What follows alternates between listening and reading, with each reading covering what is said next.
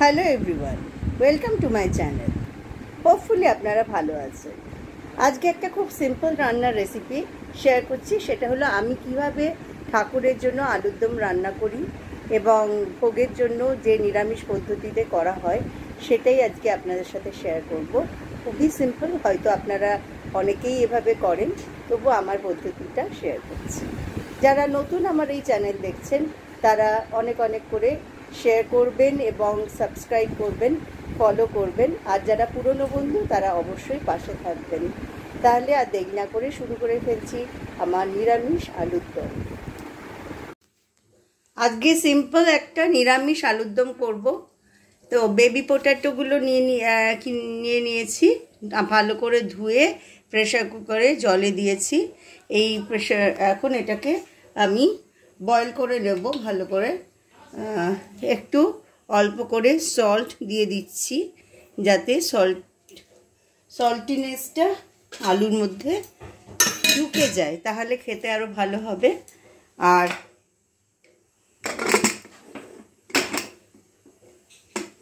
Pressure cooker বন্ধ করে দিচ্ছি, প্রেশার কুকার বন্ধ করে দিয়েছি। আর এদিকে ড্রাই রোস্ট করার জন্য নিয়েছি 2 চামচ জিরে, 2টো বে লিফ, 4টে শুকনো লঙ্কা, রেড চিলি আর 2 চামচ ধনে। এই মশলাটাকে ড্রাই রোস্ট করে নেব। এটা হালকা করে ড্রাই রোস্ট করে নেব, করে নিয়ে মিক্সিতে এটার পাউডারটা বানিয়ে নেব। ছোট মিক্সির জারে নিয়ে নিয়েছি, এবার এটাকে পাউডার বানিয়ে নেব। নিরামিষ আলুর দম করছি আজকে বেবি পটেটো দিয়ে। বেবি পটেটোগুলো সেদ্ধ করে নিয়েছি, আর ঠিক 2টো হুইসেল দিলেই কিন্তু এই নতুন আলুর সেদ্ধ হয়ে যাবে। আর এখানে অন্যান্য ইনগ্রেডিয়েন্টস আছে। আমি প্যানটা বসিয়ে দিয়েছি, আর এখানে আমি সর্ষের তেল নেব।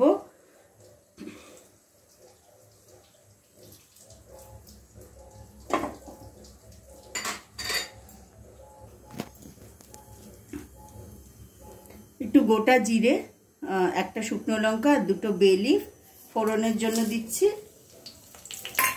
আর যেহেতু নিরামিষ করছি, কারণ আমি এটা ঠাকুরকে ভোগে দেব, সেই জন্য একটু হিং দিচ্ছি। হিং নিরামিষ রান্নাতেই সাধারণত ব্যবহার করা হয়। হিং দিলাম।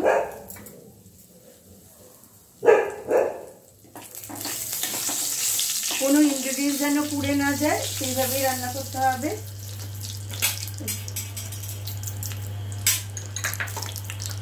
এবার চপড টমেটো সেটা দিয়ে দিচ্ছি। এই টমেটোটা ভালো করে সতে করে নেব।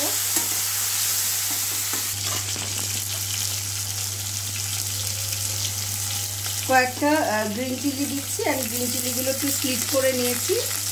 আচ্ছা, আর এখানে আছে হলো গ্রিন পিসটা দিয়ে দিলাম।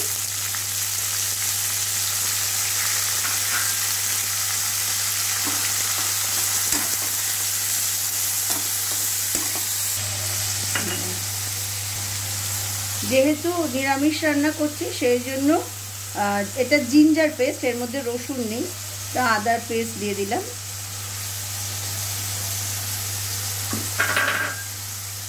আর দিয়ে দিচ্ছি হলুদ। ভালো করে নেড়ে চেড়ে নেব।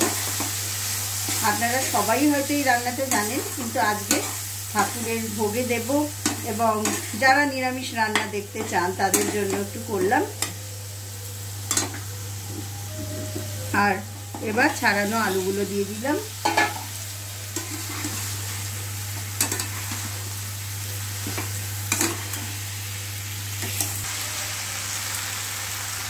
আলুটা লবণ দিয়ে সেদ্ধ করেছিলাম, এবার বাকি যা লবণ লাগা উচিত সেই অনুযায়ী দিলাম, আপনারা বুঝে দেবেন। আর এবার দিয়ে দিচ্ছি গরম মশলা। আর এবার দিচ্ছি মিক্সিতে করে যে রোস্টেড স্পাইসেসগুলো করলাম তার পাউডারটা দিয়ে দিচ্ছি। এটাই কিন্তু আসল পাউডার। মানে যেটা আসল স্পাইস, যেটাই স্বাদটা হবে নিরামিষ আলুর দমে। এবং এই স্পাইসটা, এই মশলাটা কিন্তু বাড়িতে বানিয়েও রেখে দিতে পারেন, যে কোনো নিরামিষ রান্নায় ছড়িয়ে দিলে খুব ভালো লাগে খেতে। অল্প করে একটু চিনি দিচ্ছি।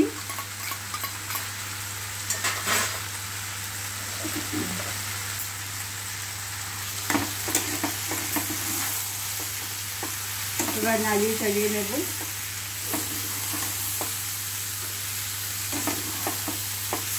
আলু সেই জন্য একটু সাবধানে ফ্লিপ করতে হবে, কারণ নালে ভেঙে যাবে আলুগুলো।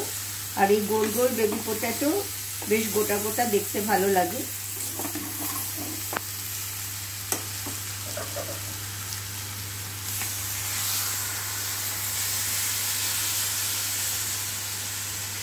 এবার পরিমাণ মতন জল দিয়ে দিলাম, যাতে খুব বেশি রানি না হয়ে যায়, আবার একদম টাইট নাও হয়ে যায়, সেই রকমভাবে দিলাম।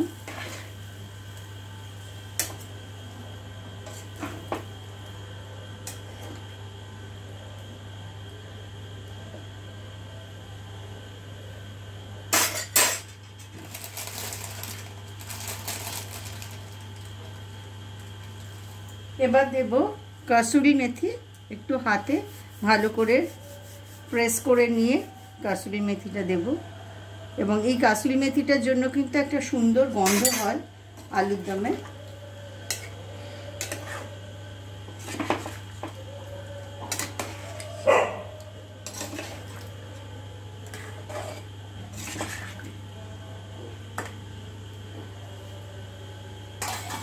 তারপর আমি ফিরে আসবো। ফিরে এসছি ঠিক 4 মিনিট বাদে। আমি এবার দেখব কি অবস্থায় আছে রান্নাটা। বেশ সুন্দর বোঝাই যাচ্ছে রান্নাটা হয়ে গেছে।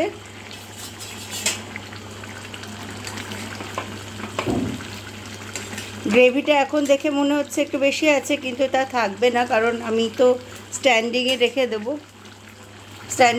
দেবো। এখন কিন্তু রান্নাটা পুরো কমপ্লিট। আর আমি ঠাকুরকে এটা নিবেদন করব পোলাওয়ের সাথে।